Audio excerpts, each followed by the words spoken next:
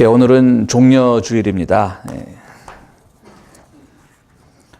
우리 주님께서 이제 마지막 기득권자들과 담판을 지으시기 위해서 예루살렘으로 가시던 길에 그 인근 마을인 여리고로 들어갈 때 많은 사람들이 종려나무 가지, 팜추리가 되겠습니다. 그 종려나무 가지를 흔들면서 환영한 것을 기념하는 주일이기도 합니다. 그래서 항상 부활절 전주일, 즉 사순절로 치면 사순절 여섯째 주일을 우리가 종려주일로 지키고 있습니다. 결국 주님께서 예루살렘에 들어가셨고요. 그 마지막 일주일을 지내신 다음에 금요일에 십자가에 달리셨습니다. 사실 그 한 기원후 한 30년경 되죠. 그 6월절 기간이니까 한 봄입니다. 이 봄에는 예루살렘에 두 가지 행렬이 있었습니다. 하나는 바로 예수님이 정말 구약 스가랴서에 예언된 대로 어린 나귀 새끼, 메시아라고 사람들이 고백하는 사람들이 많았거든요. 세상을 구원할 왕이라고 고백하는 사람들이 많았거든요. 그러면 아주 준말을 타고 와야 되는데 어린 나귀 새끼를 타고 초라하게 들어왔습니다. 그리고 많은 사람들이 여리고서부터 따라온 사람들이 있을 겁니다. 그렇게 하나의 행렬이 여리고 쪽에서 있었다면 다른 행렬은 누구냐면 6월절에 많은 사람들이 예루살렘 성전 주변에 모일 것이기 때문에 치안 강화를 위해서 빌라도의 군대가, 우리 영화에서 보면 이 로마 제국의 말들은 얼마나 크고 멋있습니까? 그 투구들도 멋있잖아요. 촥 타고 이제 창과 칼을 들고 방패를 들고 줄을 맞추어서 또 예루살렘으로 들어오고 있었습니다. 자, 우리가 영화의 한 장면을 떠올리자면요. 누가 봐도 어느 쪽이 멋있습니까? 이 로마 쪽이 멋있습니다. 촥, 정말 우리가, 그 한쪽은 예수님이 초라하게 갑니다. 그러나 이것은 굉장히 상징적인 두 행렬입니다. 하나는 바로 오늘 스가랴서가 예언한 대로 평화의 행렬이었고요. 평화의 행렬이기 때문에 전쟁하면 항상 승리를 상징하는 멋진 말들과 창과 활과 활 이런 것들을 다 버리고 정말 우스갯감이 되기 쉬운 어린 나귀 새끼를 타고 진행하는 세상을 구원하실 예수의 행렬과 당시 자신들은 세상을 호령하고 있었던 로마군의 행렬이 이렇게 예루살렘으로 같이 다른 방향에서 각각 동쪽과 서쪽에서 들어오고 있을 때 많은 사람들은 무엇을 생각했겠습니까? 아, 예수가 앞만 봐도, 우리 눈에 봐도 초라하다. 우리는 다시 제국의 행렬에 우리의 관심을 쏟겠다라고 하는 겁니다. 종려주일은 예수님을 환영하는 주일입니다. 그렇죠? 막 사람들이 호산나 외치면서 종려나무 가지 흔들고 막 그냥 정말 기쁨에 가득 찬 주일이지만 사실은 종려주일은 그 기쁨은 물론 기쁨이지만 종려주일의 진정한 의미는 제국의 행렬과 평화의 행렬 중에 어느 행렬을 지금 택할 것인가 라고 우리에게 선택을 주는 주일입니다. 마냥 기쁨으로 들떠있는 주일이 아닙니다. 그렇기 때문에 종려주일은 사실 기쁨의 행사였지만 지나고 보면 그 다음 일주일은 고난의 행사였거든요. 고난의 기간이었거든요. 왜 그렇겠어요? 많은 사람들이 처음에는 신기했겠죠. 야, 저 나사렛 출신 사람이 메시아래, 우리를 구원할 왕이래. 그러니까 나귀만 타고 이 자기들 마을에 들어와도 얼마나 신기해 보였겠어요. 그 전에 그런 행사도 없다가. 그러니까 정말 보니까 멋있다. 지도력도 있어 보인다. 설교도 잘한다. 기적도 베푼다. 이러다가 이제 쫄래쫄래 예루살렘까지 가다 보니까 거기서 정말 멋있는 군대가 나타나는 겁니다. 아이고, 우리가 속았구나. 즉 예수라는 저 촌뜨기한테 속았구나. 그래서 이렇게 배신을 하게 되는 겁니다. 오늘과 우리에게 똑같이 일어납니다. 우리가 예수 믿고 예수께서 가셨던 그 평화의 길, 그가 가셨던 고난의 길을 늘 따른다라고 우리는 입에 되뇌이고 있지만 사실 우리 앞에 뭔가 멋들어지고 뭔가 화려한 것이 나타나면 우리의 생각은 금방 바뀌게 되는 겁니다. 바로 그 지점에서 우리는 어느 길을 택할 것인가? 평화의 행진을 따를 것인가? 제국의 행진을 따를 것인가? 그게 종려주일을 우리에게 주는 숙제고 질문입니다. 오늘 우리는 종려주일을 호산나 외쳤던 그 기쁨의 순간만을 기억하는 것이 아니라 정말 제국의 행렬, 즉 오늘날도 이 19세기 이만큼의 제국주의라고는 할 건 없지만 그래도 여전히 초강대국들을 중심으로 우리에게 협박을 하고 또 우리 개인 마음속에도 그 제국의 정신이 다 들어있죠. 그냥 물질 만능주의. 뭔가 많이 가진 것이 우리에게 최고이고 하는 강한 것이 최고라고 하는 그런 것들 중에서 우리가 무엇을 선택해야 되는 것인가? 이 갈림길에서 무엇을 선택해야 되는 것일까? 오늘 종려주일 우리에게 주시는 질문인 겁니다. 사실 교회력에 따라서 말씀들은 대부분 정해지는데 오늘 본문은 종려주일 교회 본문은 아닙니다. 그러나 올해 들어서 제가 말씀드렸듯이 요한복음을 계속 연속 설교를 하기 때문에 오늘 지난주에 좀 고민을 했어요.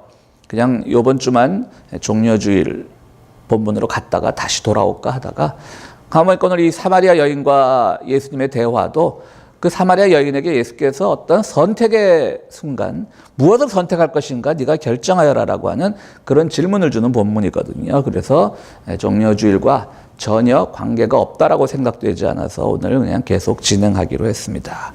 그렇습니다. 오늘 예수님께서는 사마리아라고 하는 그 지역에 들어가십니다. 자, 예수님이 오늘 이 요한복음 4장인데요. 1장부터 한번 다시 우리가 쭉 보면요. 가나라고 하는 그 갈릴리 근처의 시골에서 이 물로 포도주를 만드는 기적을 행하셨어요. 시골 사람들 순진해요. 그냥 그 기적을 보고 막 술 한 잔에도 감동할 줄 알고 그러는 아주 순진한 사람들이에요. 그리고 제자들도 어리숙해서 그런지 야, 나를 따라와. 그러니까 뭐 이때까지 뭘 별로 보여준 것도 없는 예수였는데 나를 따라라 하면 조금 머뭇하다가 금방 따르고 얼마나 사람들이 순박하고 좋습니까? 그러다가 예루살렘에 한번 들어갔더니 어떤 일이 일어났어요. 뭐 성전은 그냥 온갖 장사치들로 넘쳐나고 또 니고데모라고 하는 당시 최대 지식인이며 권력자를 만났더니 예수님이 계속 설명을 하는데도 이 사람이 넘어올 듯 하면서 안 넘어오는 거예요. 그 지식인의 그 뭐 비겁함이죠. 당신 바른 말은 하는 것 같은데 내가 당신한테 내 전적인 걸 의존하지는 못하겠어. 맡기지는 못하겠어. 그리고 이제 마을로 다시 갈릴리로 예루살렘에서의 그 좋지 않았던 경험을 뒤로 하고 갈릴리로 돌아가시는 겁니다. 그러다가 번뜩 생각이 났습니다. 본래 갈릴리 지역에서 예루살렘으로 가실 때는 어떤 희망을 가지고 가셨기 때문에 사마리아라고 하는 지역이 보이지 않았어요. 본래 정통 유대인들과 사마리아인들은 사이가 좋지 않기 때문에 뭐 사마리아인에 대한 것은 우리가 설교에서 논의했지만 다시 한번 간단히 설명을 드리면 기원전 8세기경에 아시리아가 그 북이스라엘 지역을 점령을 했을 때 그때 이스라엘 사람들이 그 순혈주의, 그 순종주의를 굉장히 강조하잖아요. 그때 이제 그런 것들을 일부러 없애기 위해서 이 아시리아 사람들과 이스라엘 사람들을 강제로 결혼을 시켜서 그때부터 생겨난 그 혼혈이죠. 혼혈 민족이죠. 혼혈 인종이죠. 뭐 민족이라기보다는. 그러니까 이스라엘 사람들은 늘 이 순혈주의를 강조하다 보니까 사마리아 사람들을 무시했습니다. 그러니까 그 사람들이 사는 그 지역이 따로 있었습니다. 예수께서 예루살렘으로 가실 때는 그게 그 지역을 별로 이렇게 뭐 개념치도 않으셨던 것이죠. 그런데 다시 이제 갈릴리로 돌아가다 보니까 머릿속에 많은 생각이 있으셨을 거라고요. 내가 그때 성전에서 너무했나? 사실은 그 뒤에 더 악한 세력들이 있는데 내가 성전에서 장사하는 그 소상인들한테만, 그 중소상인들한테만 너무 내가 화를 내고 그들의 좌판을 다 엎어버렸나? 뭐 예수님도 그런 생각 왜 안 하셨겠어요? 그렇지만 또 당장 내가 화가 나서 그랬는데 그래서 온갖 상념들이 머릿속을 지배하겠죠. 니고데모와의 대화도 그 인간 내가 좀 말하면 넘어올 것 같아. 안 넘어오네. 뭐 이런 식의 하여튼 지식인들이란 뭐 이러면서 이제 예수께서 돌아가시는데 많이 피곤하신 거예요. 근데 사마리아 지역이 보이는 겁니다. 그리로 통하면 갈릴리로 가는 지름길입니다. 사람들이 그 지름길을 놔두고 그리 가지 않은 이유는 그들과 상종하지 않기 위해서였습니다. 그래서 많은 사람들이 예루살렘으로 갈 때 돌아갔는데 예수님 역시 처음으로 예루살렘으로 갈 때 돌아가시다가 다시 갈릴리로 고향으로 돌아가실 때 그 마을이 보인 거예요. 가만히 있어봐. 예루살렘에서의 그 쓰디쓴 경험들, 성전에서의 그 경험, 니고데모와의 대화에서 나왔던 그 경험들보다는 여전히 사마리아는 소외되고 핍박당하는 지역인데 이들이 더 갈릴리 사람들에게 가깝지 않을까? 더 순박한 마음이 있지 않을까라고 하는 그런 생각이 드는 거죠. 그래서 사마리아 지역으로 이제 통과하는 겁니다. 그리고 제자들은 이제 배가 고프니까 먹을 것을 사러 또 동네 나가고 그 우물가에 앉아서 쉬고 있는데 그 우물가에서 한 여인과 마주치게 됩니다. 그 그것이 바로 요한복음 4장에서요. 거의 40절까지 있는 굉장히 긴 본문입니다. 오늘 우리는 12절까지만 읽었는데요. 사실 여기는 막 이 화려한 기적 얘기도 없어요. 예수님이 파도를 잠재웠다든가 무리를 걷게 했다든가 걸었다든가 죽은 사람을 일으켰다든가 이런 기적의 얘기도 없고 한 여인과 계속 대화하는 거예요. 그런데 왜 이렇게 40절씩이나 요한복음 기자는 여기다 할애를 했을까? 그만큼 중요하다는 얘기입니다. 어쨌든 그렇습니다. 예수님께서는 이 여인에게 이제 물을 한 잔 달라라고 이렇게 이제 부탁을 하십니다. 목마르다고. 그러니까 딱 쳐다보니까 이게 외모상으로 좀 구별이 됐던 모양이에요. 정통 유대인들하고 사마리아 사람들하고. 당신은 유대 사람인데 정통 유대인인데 여기가 지금 어딘 줄 알고 왔느냐? 당신이 지금 누구랑 말하고 있는지 아느냐? 여인이 이제 얘기를 하는 겁니다. 그래서 이제 두 사람의 불꽃 튀는 대화가 시작하는 겁니다. 니네 우리 무시하잖아. 그동안 무시했잖아. 니네 인종은. 그런데 지금 나한테 와서 물을 달라고 해? 네가 당장 목마르고 당신이 지금 당장 어려움에 처해 있으니까 이전에 무시하던 거는 싹 잊어버리고 지금 나한테 와서 물 한 잔 달라고 해? 여인도 그냥 주면 되지. 참 뭐라 그래. 까칠하죠, 요즘 말로. 우리 예수님도 짖지 않습니다. 달래면 주지 이렇게 시비 걸지 않습니다. 너 내가 누군 줄 알고 나한테 그러니? 라고 말합니다. 이 말도 경우에 따라 잘못 이해하면 굉장히 예수님이 교만한 것 같아요. 나 메시아야. 세상을 구원할 구세주야. 그런데 네가 감히 당신이 왜 나한테 물 달라 그러는데 그러면 내가 누군 줄 알고 감히 이게 이러면 요한복음이 성립이 안 됐죠. 이미 그건 필요 없는 책입니다. 둘이 싸움밖에 더 나겠어. 그럼 당신이 뭔데? 그러고 계속 이제 싸움 나는 거죠. 한국 싸움 같으면 너 몇 살인데 반말이야? 물 달라 그러고 이제 막 이러는 거죠.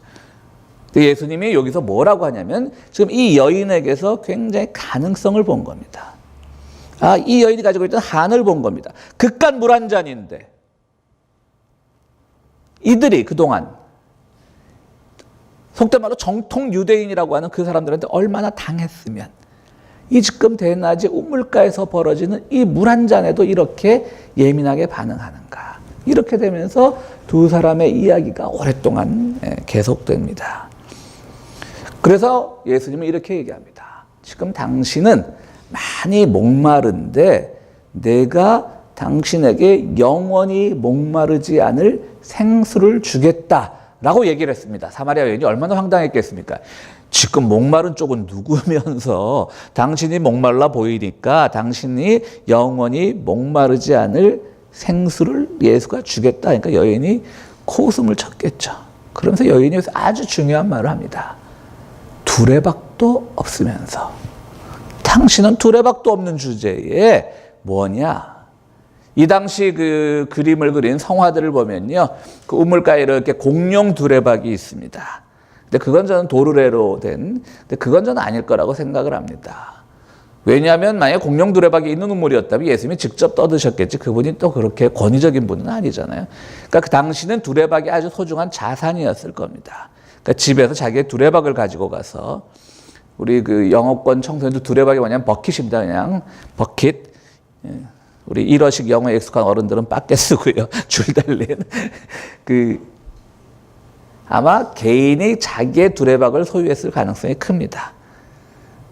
그러니까 예수님이 그 여인에게 물을 달라 그랬죠. 근데 예수님이 오히려 여자가 뭐라 그러니까 예수님이 오히려 내가 너에게 영원히 목마르지 않은 물을 주겠다. 그러니까 여인의 대답은 두레박도 없으면서. 성경이니까 이렇게 좀 평이하게 쓰였죠. 더 거칠게 말하면 두레박도 없는 주제에 당신이 뭔데 나한테 물을 주겠다 그래?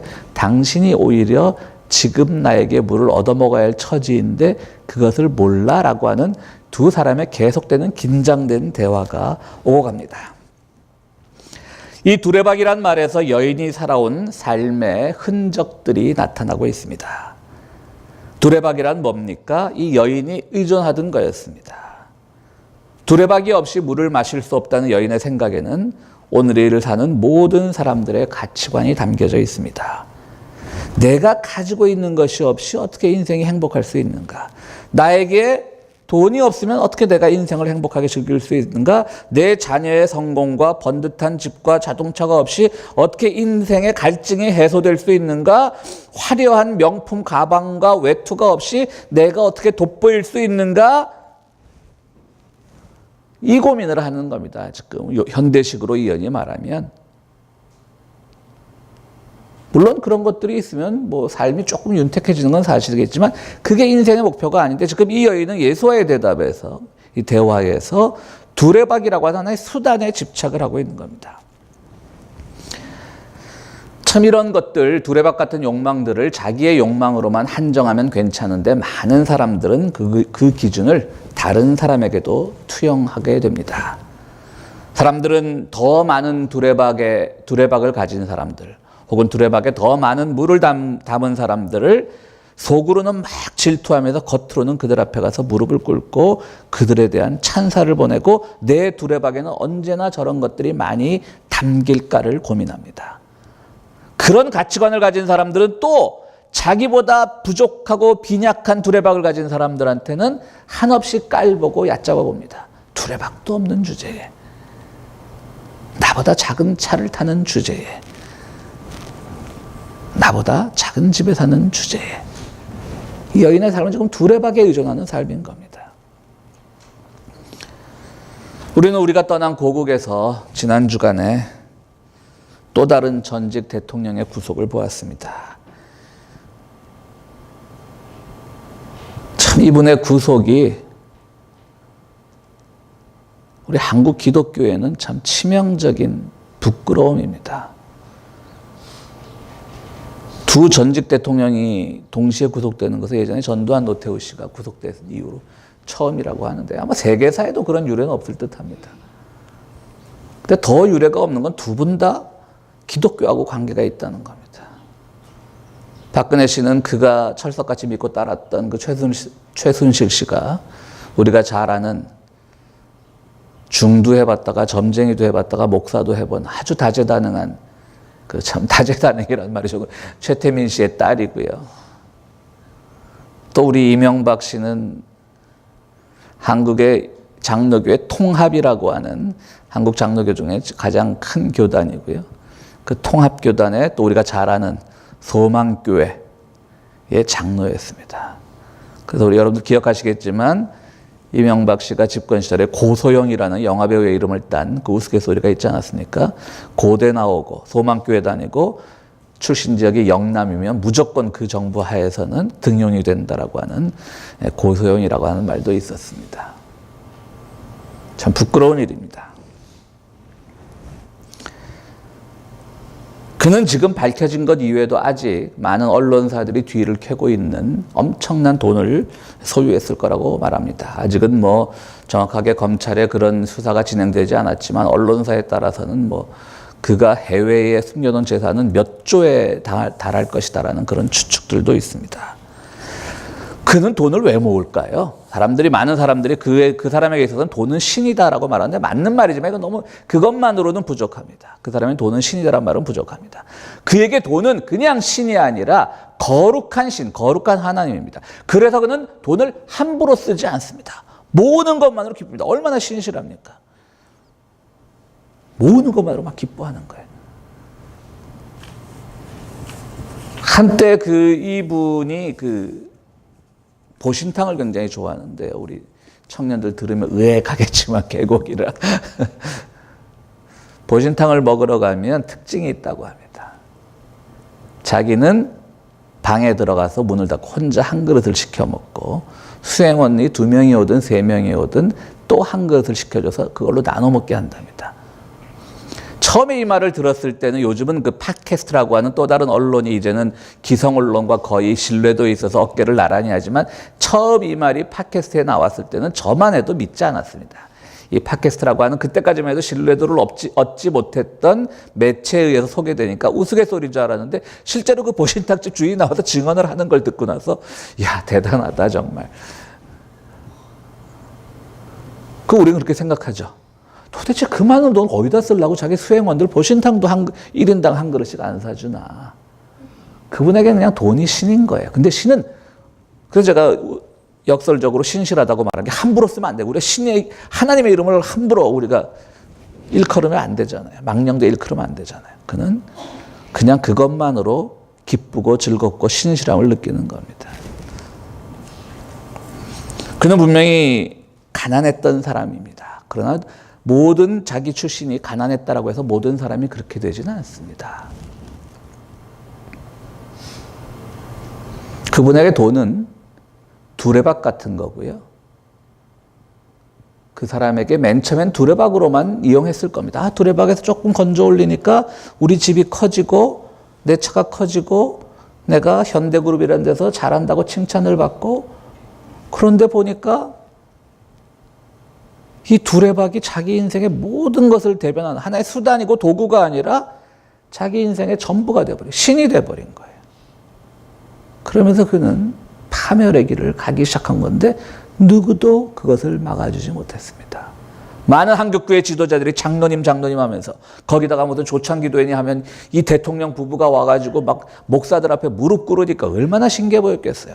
제대로 정신이 박힌 목사라면 누가 자기 앞에 무릎 꿇으면 이러지 마세요라고 하는 게 정상적인 생각입니다. 우리 교인들은 저 앞에 무릎 꿇는 분도 없지만 무릎 꿇어 보세요. 제가 아이고 이 사람 뭐 예의 바르네 하겠어요. 제가 몸둘 바를 몰랐고 이러시면 안 됩니다라고 얘기하죠. 그 악마를, 괴물을 만들어냈던 겁니다. 오늘 이 사마리아 여인과의 대화에서 가장 이 첫 부분, 40절까지 길지만요, 이 첫 부분의 가장 키포인트는 바로 이 두레박이라는 말입니다. 두레박도 없는 주제에 나한테 물을 줘? 예수는 그 장면을 아주 잘 간파하고 그걸 가지고 이 여인이 어떤 여인인가를 계속 추정해 나갑니다. 자, 이 시간은 한낮이라고 나와 있습니다. 더위를 피해서, 중동도 더운 곳이잖아요.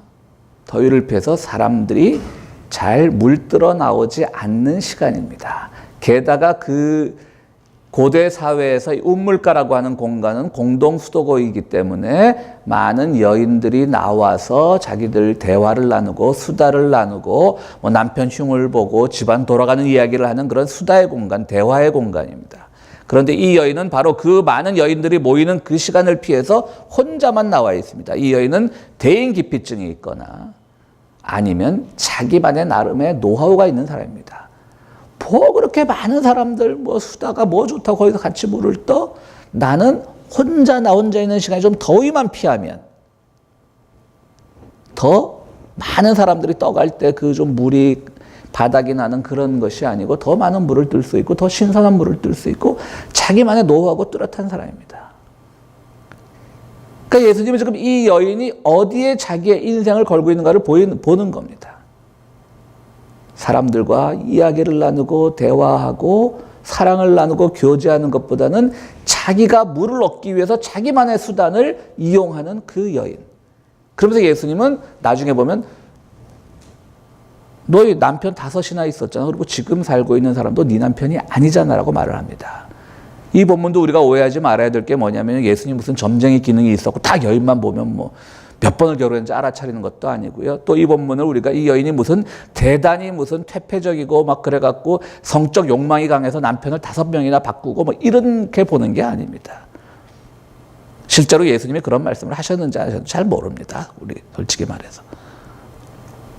그럼 이 말에 무슨 뜻이 있냐면 한쪽으로 이 여인은 많은 사람들을 기피하면서 그래서 자기만의 시간에 운물가에 나오면서 한편으로는 누군가가 옆에 없으면 살지 못하는, 그래서 끊임없이 누군가에 의지하면서 살아갈 수밖에 없는 그런 이율배반적인 성격의 소유자였던 겁니다. 지금 이 여인은 그래서 자기 삶의 진정한 가치가 뭔지 모르는 겁니다. 두레박에 의존하거나 아니면 남편에 의존하거나. 지금 이 여인은 사실은 인생의 가장 큰 갈등기에 있다는 것을 예수님이 알아차린 겁니다. 그래서 이 여인과 대화를 시작하는 겁니다. 그래서 이 여인에게 이제는 네가 영원히 목마르지 않을 생수를 마셔라 라고 하니까 이 여인도 좀 당황을 했겠죠. 이 촌사람이 지나가다 물 한 잔 달라고 그런 줄 알았더니 이게 굉장히 예리하네. 그런데 나를 좀 우습게 보면 어떡하지? 막 5번 결혼했다 그러면 나를 좀 이상하게 내려보면 어떡하지? 그러니까 이 여인이 나도 알 만큼은 압니다라고 하면 뒤에 20절에 가보면요. 뭐라고 하냐면 당신네 사람들은 예루살렘에서 예배를 드리죠. 우리는 이 동네에 있는 그리심산에서 예배를 드립니다. 어느 게 옳습니까? 신학적 질문을 던지는 겁니다. 나도 고민할 만큼 하는 사람입니다. 당신 지금 나를 굉장히 우습게 보려고 시도하고 있는 것 같은데 뭐 결혼을 몇 번 했느니 이런 거 가지고 뭐 속된 말로 시비를 걸고 그러는 것 같은데 그게 아니라 나도 신학적으로 꽤 자리가 잡힌 사람입니다. 당신들은 예루살렘, 우리는 그리심산, 우리 사마리아인들은 그리심산 어디서 예배드리는 게 옳습니까? 딱 질문을 던지니까 예수님이 아주 명쾌하게 대답하시죠. 아무 데서나 드려. 그게 왜 중요한데? 그러니까 당신은 왜 메시아입니까? 정말 그러니까 내가 메시아야. 그런데 그게 왜 중요한데라고 하는 거예요. 지금 모든 고민은 내가 살아있는 이 삶의 자리에서부터 시작하는 거라고 하는 겁니다. 이 여인에게 이제 두레박을 버리고 당신의 문제에 집중해서 그리심산이 오르니 뭐 예루살렘산이 오르니 이런 거 생각하지 말고 지금 이 자리에 있는 너와 물 먹고 있는 내가 메시아니 아니니 이런 거 생각하지 말고 지금 네가 안고 있는 네 고민에 좀 더 깊이 들어가서 생각을 해보고 깊이 들어가서 자신이 지금 어떤 문제를 안고 있는지를 스스로 한번 깨우쳐 보라고 하는 겁니다.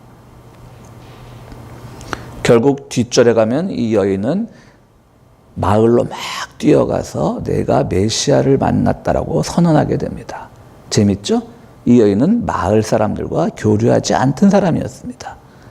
근데 이 여인은 자기가 뛰어가서 내가 메시아를 만났다고 합니다. 위험할 수 있습니다. 어디 유대 사람들하고 상종을 해 그러고 돌팔매를 맞을 수도 있었지만 그 여인은 뛰어가는 장면으로 끝나는 겁니다. 그렇습니다. 이 여인은 사실은 외롭고 힘든 여인이었지만 동시에 그 외롭고 힘든 것을 두레박과 같은 그런 수단과 방법으로 자신의 존재 가치를 찾으려고 했던 사람입니다. 그러나 예수님은 그 여인에게 이제는 그런 것으로부터 벗어나라고 하는 겁니다. 여인은 비로소 깨닫습니다. 여인은 자기 인생을 지배하는 것이 두레박이 아니라는 걸 깨달았습니다. 자기 인생을 지배하는 것이 남자가 아니라는 것을 깨달았습니다. 심지어는 내가 예루살렘이 오르니 그리심이 오르니 당시의 그 신학적 고민조차도 이 여인을 구원하지 않는다는 것을 알았습니다. 지금 문제는 두레박을 버리고 당신의 문제로부터 모든 것을 시작해서 내가 지금 어떤 문제를 가지고 있고 내가 지금 어떤 고민을 하고 있으며 내가 지금 믿는 신앙이라고 하는 것은 어떤 의미로 나에게 다가오는지를 고민해야만 그 다음에 구원도 있고 모두 있다라고 하는 겁니다. 그렇습니다. 진리는 개개인에서부터 시작합니다. 자신의 문제를 제대로 볼 줄 모르면 예수도 없고 진리도 없습니다.